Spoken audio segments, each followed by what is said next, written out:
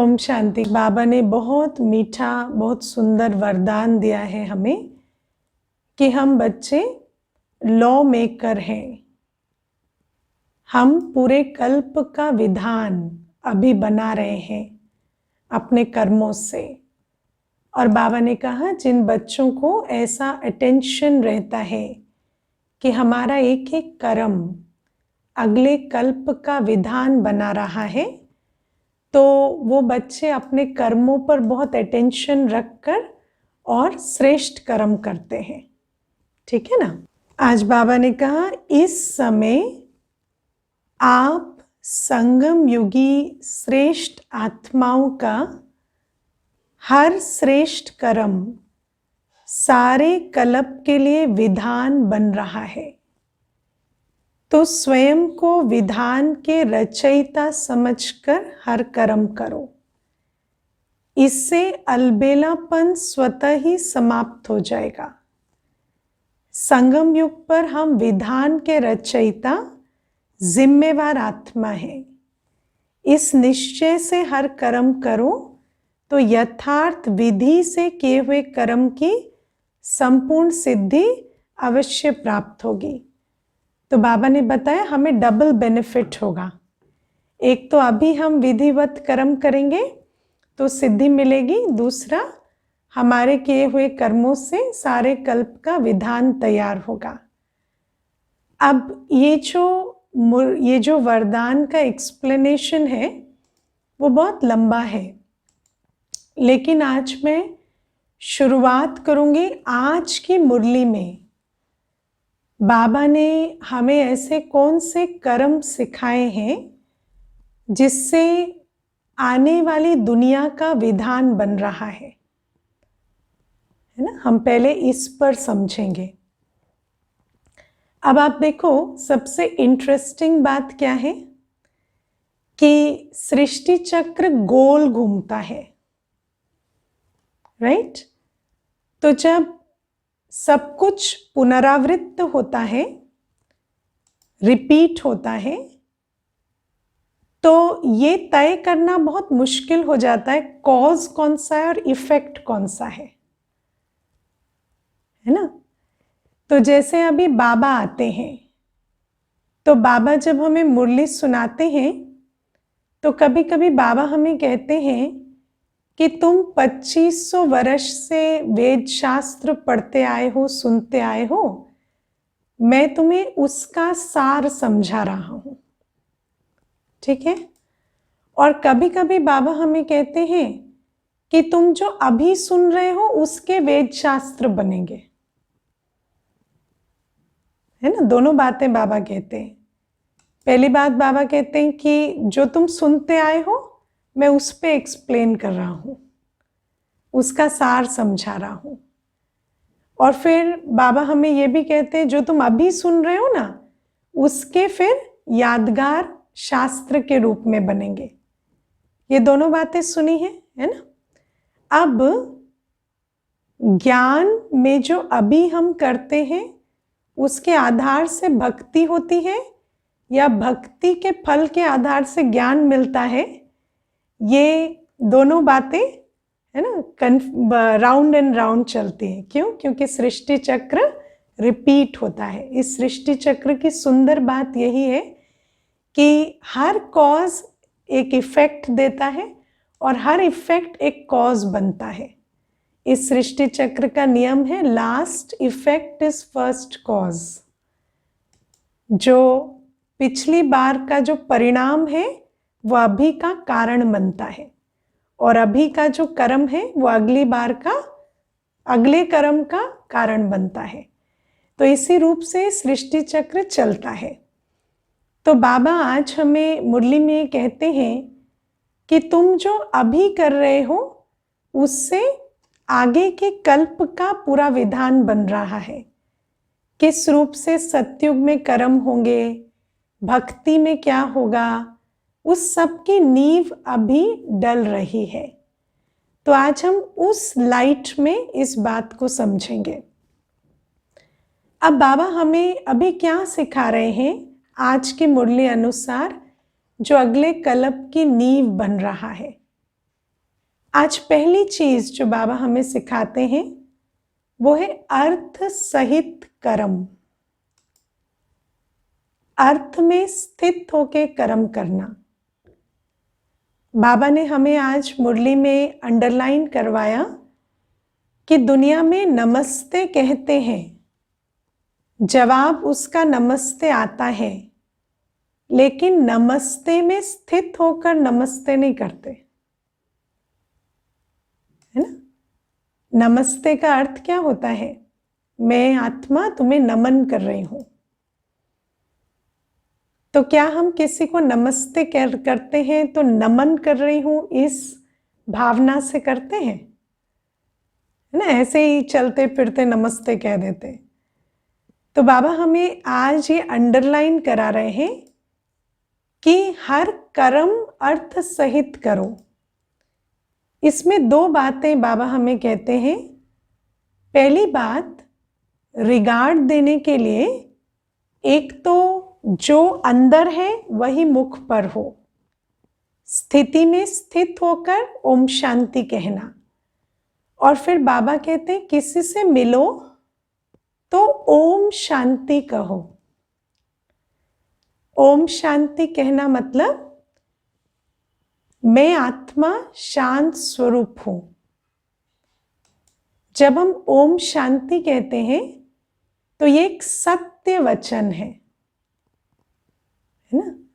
कोई भी आत्मा को अगर हम कहते हैं अभी आप नमन करने लायक हो हो सकता है कि वो बात राइट भी ना हो, क्योंकि आज कोई भी आत्मा नमन करने योग्य नहीं हो सकती। लेकिन अगर हम कहते हैं ओम शांति तो इसका अर्थ है मैं आत्मा शांत स्वरूप हूं।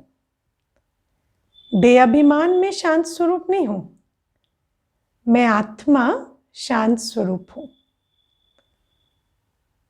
शरीर के भान में हमारे अंदर कितने भी विकार हों, लेकिन जब हम आत्मिक स्थिति में हैं तो हम बिल्कुल शांत हैं। इसीलिए मैं शांत नहीं, मैं आत्मा शांत हूं। जैसे ही आत्मा अपनी आत्मिक स्थिति में है तो शांत है। और जब हम ओम शांति कहते हैं तो अपनी आत्मिक स्थिति में स्थित रहना, ये सत्य वचन कहना और इस स्मृति में भी रहना कि मेरे सामने वाले भी जो खड़े हैं या जो भी मेरे सामने प्रस्तुत हैं वो भी एक आत्मा है और आत्मिक स्थिति में वो भी शांत स्वरूप है।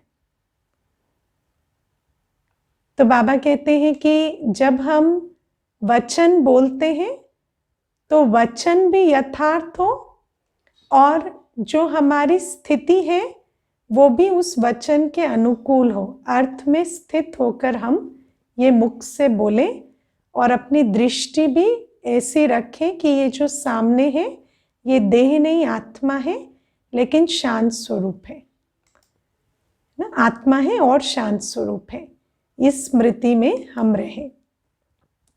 अब बाबा हमें कहते हैं ये जो अभ्यास है सत्य बोलना और अर्थ में स्थित होकर बोलना, ये सतयुग का विधान है।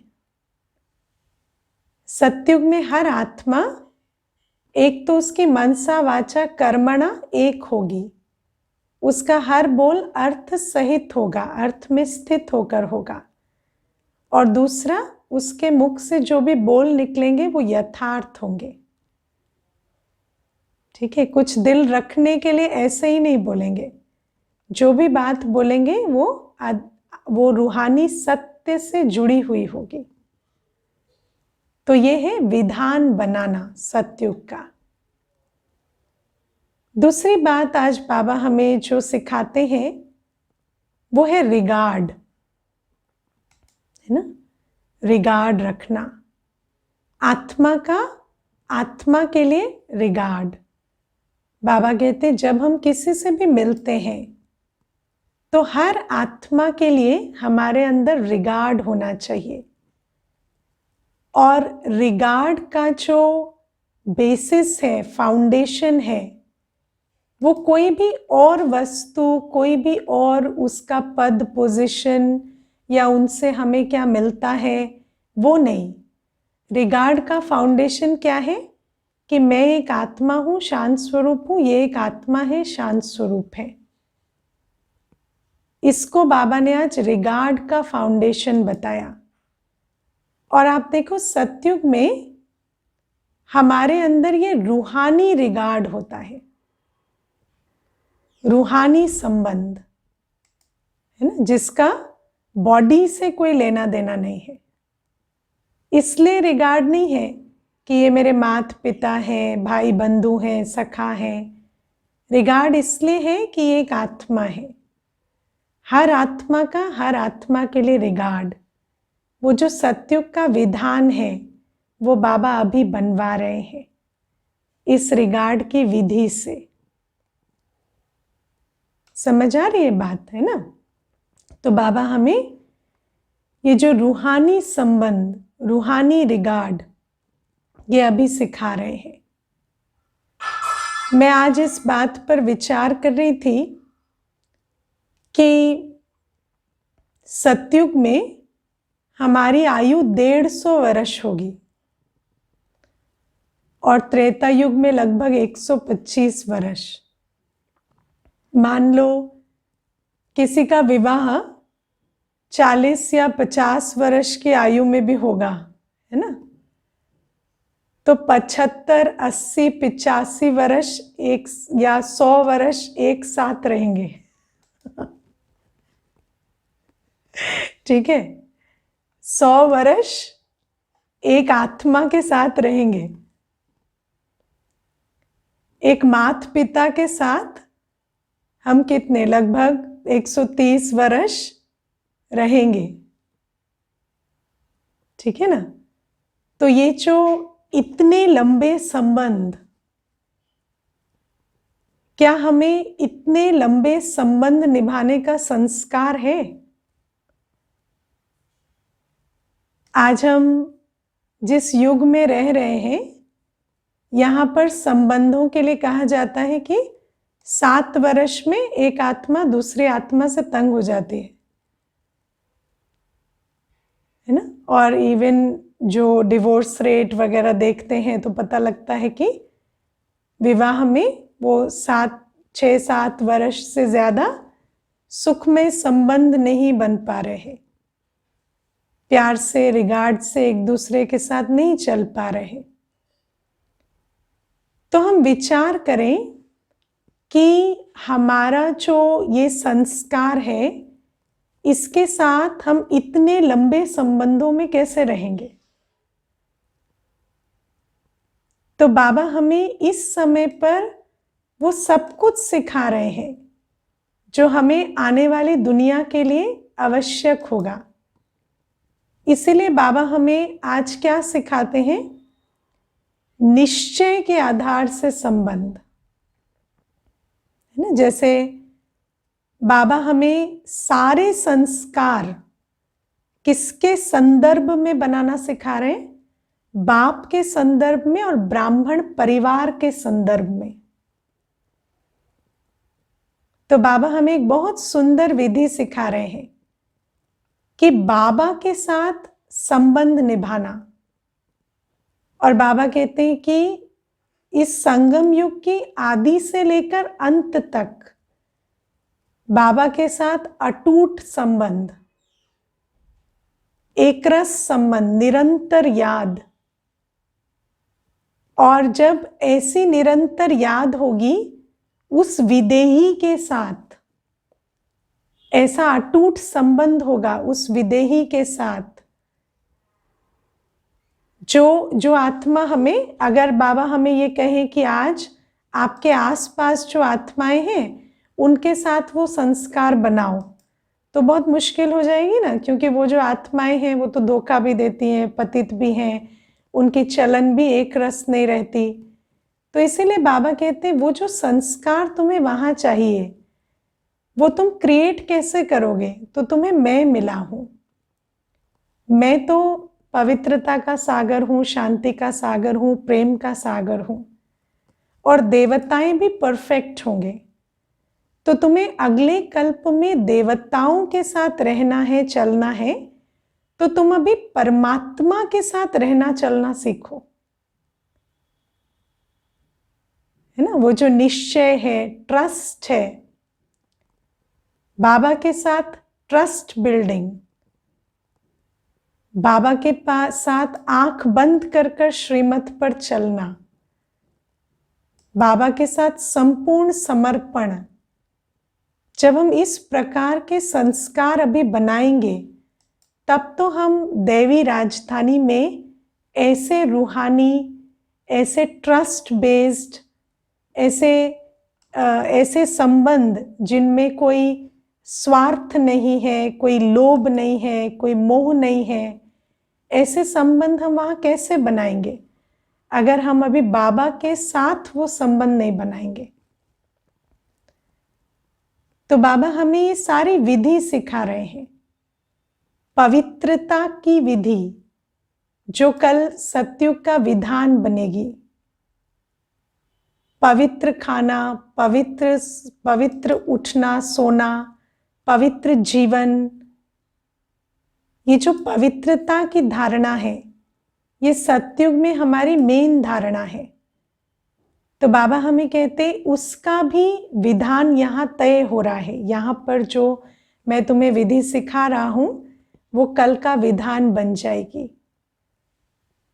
तो बाबा हमें एक एक कर्म जो सतयुग त्रेता युग का विधान होगा उसका बीज, उसकी नींव अभी डाल रहे हैं।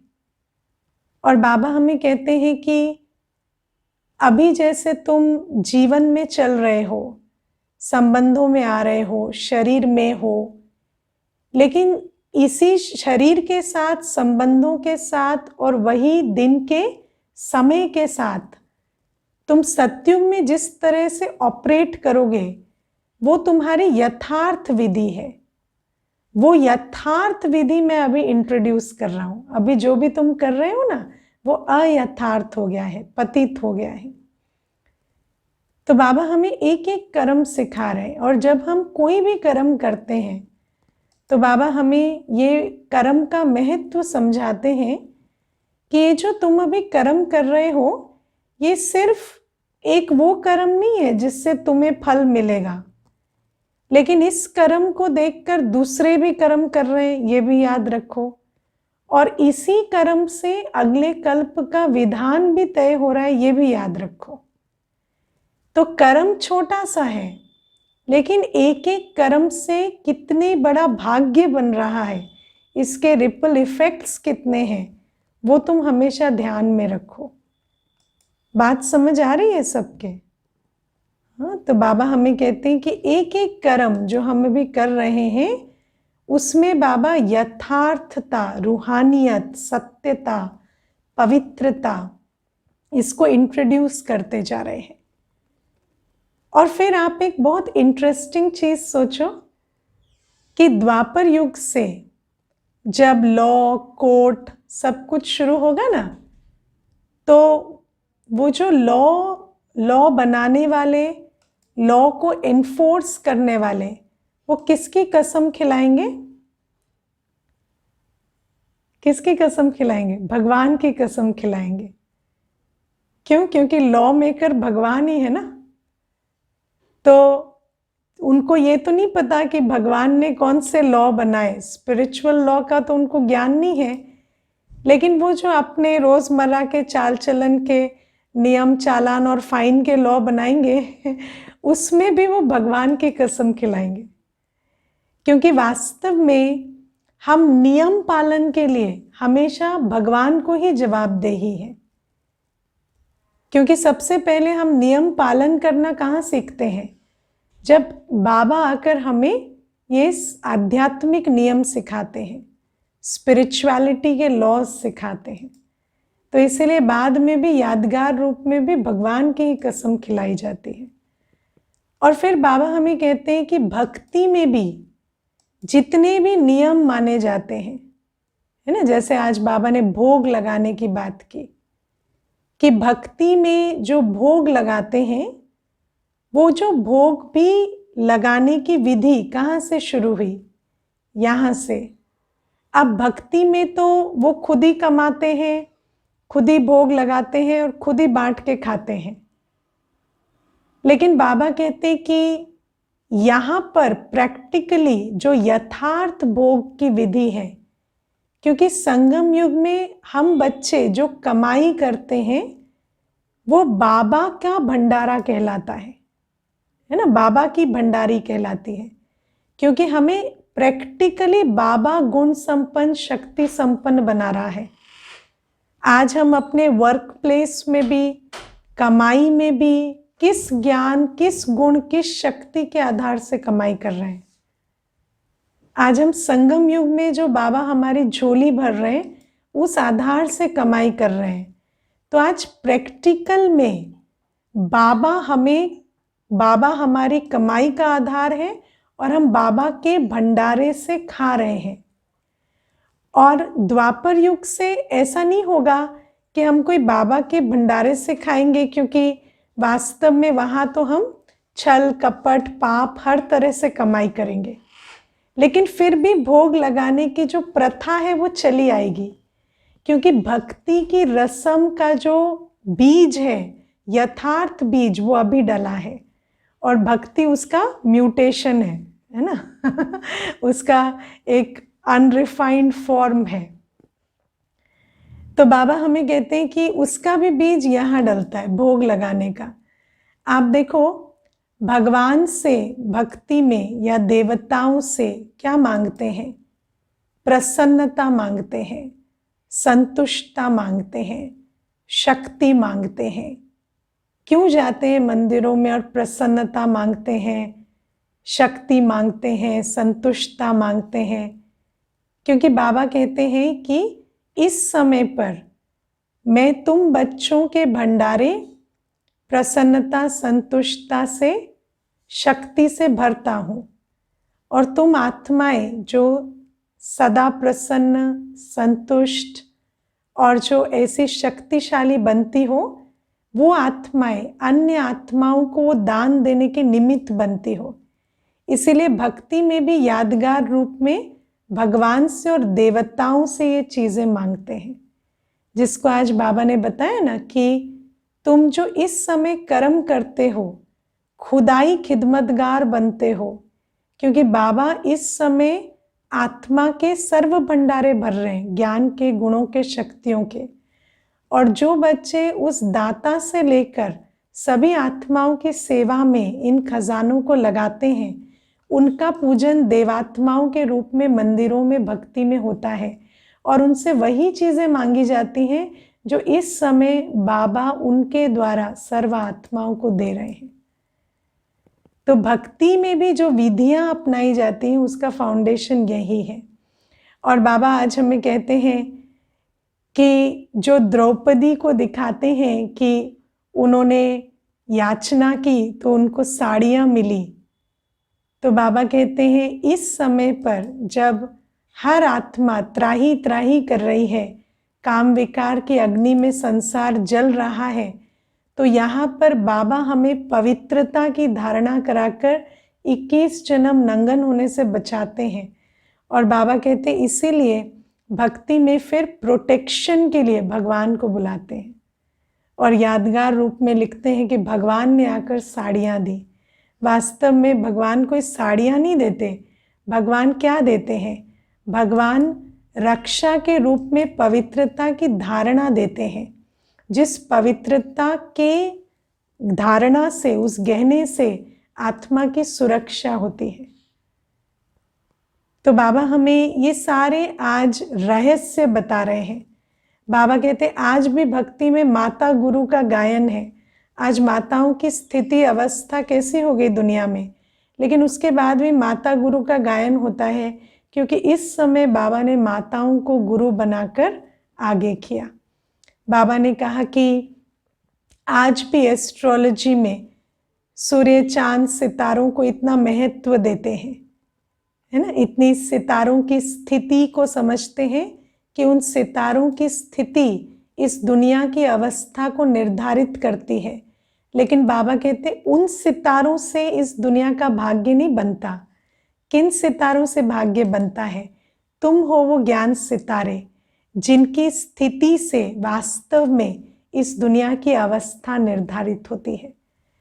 तो बाबा हमें ये सारी बातें बता रहे हैं कैसे इस समय के जो हमारे कर्म हैं, जो विधिवत कर्म बाबा हमें सिखा रहे हैं, उससे कैसे सतयुग का भी विधान बन रहा है और कैसे द्वापर युग से जो भी भक्ति में रस्म रिवाज है वो सारे इसी समय की यथार्थ विधि के आधार से अयथार्थ रस्म रिवाज बनते हैं। और फिर सबसे इंटरेस्टिंग बात है, बाबा आकर उस अयथार्थ को यथार्थ बनाते हैं। अभी जब बनाते हैं तो हम समझते हैं अच्छा भक्ति का एक्सप्लेनेशन बाबा कर रहे हैं, लेकिन बाबा कहते हैं कि वो जो तुम भूल गए थे, जो कल पहले मैंने सिखाया था, जो अयथार्थ रूप से तुम कर रहे थे भक्ति में, उसको मैं फिर से यथार्थ बनाता हूँ और फिर से अगली बार तुम जब उसे करोगे तो उसमें डाइल्यूशन आ जाएगी और पुनः मैं आऊँगा और फिर से तुम्हें उसकी यथार्थ विधि बताकर और उस विधान को बनाऊँगा। तो ये जो चक्र है ये बहुत सुंदर है, इंटरेस्टिंग है और ये ज्ञान भक्ति वैराग का चक्र चलता चला जाता है। ओके, ओम शांति।